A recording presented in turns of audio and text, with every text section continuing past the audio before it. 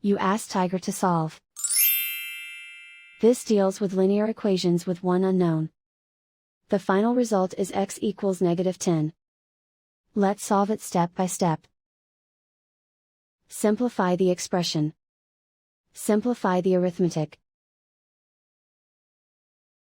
Swap sides.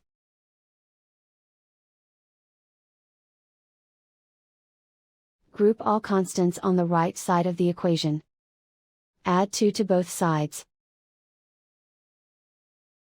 Simplify the arithmetic.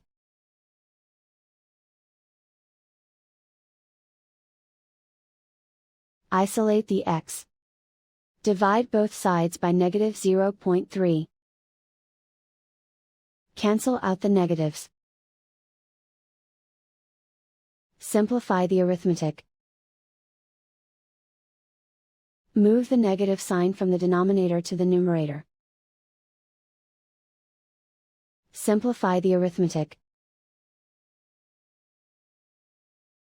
And so the final result is x equals -10.